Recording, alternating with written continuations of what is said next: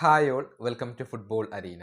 Lionel Messi നേരത്തെ king of America പുരസ്കാരത്തിന് വേണ്ടിയുള്ള പട്ടികയിൽ ഇടം കണ്ടെത്തിയിരുന്നു.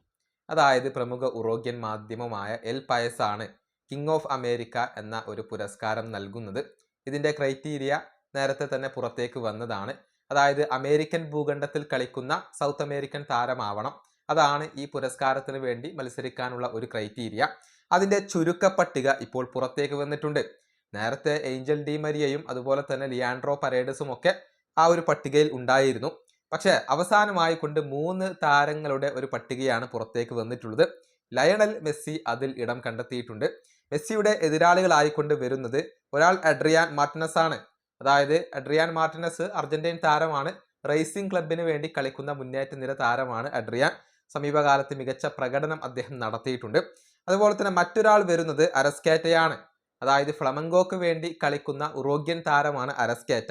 ഈ 2 താരങ്ങളാണ് മെസ്സിയുടെ അവസാന എതിരാളികളായിക്കൊണ്ട് വരുന്നത്. ഡിസംബർ 31-ാം തീയതിയാണ് ഈ ഒരു പുരസ്കാര ജേതാവിനെ പ്രഖ്യാപിക്കുക. അതായത് ജേർണലിസ്റ്റുകൾക്കിടയിൽ നടത്തുന്ന ഒരു വോട്ടിങ്ങിലൂടെയാണ് ഈ ഒരു പുരസ്കാര ജേതാവിനെ കണ്ടെത്തുക. നമുക്കറിയാം, മെസ്സി അമേരിക്കൻ ലീഗിൽ മികച്ച പ്രകടനം നടത്തിയിരുന്നു. അതോടുകൂടിയാണ് മെസ്സിക്ക് ഈ ഒരു പുരസ്കാര പട്ടികയിൽ ഇടം നേടാൻ കഴിഞ്ഞിട്ടുള്ളത്. ഡിസംബർ 31-ാം തീയതി കിങ് ഓഫ് അമേരിക്ക പുരസ്കാരം മെസ്സി നേടും എന്ന് തന്നെയാണ് ഇപ്പോൾ പ്രതീക്ഷിക്കപ്പെടുന്നത്. ഈ വീഡിയോ അവസാനിപ്പിക്കുന്നു. അടുത്തൊരു വീണ്ടും കാണാം.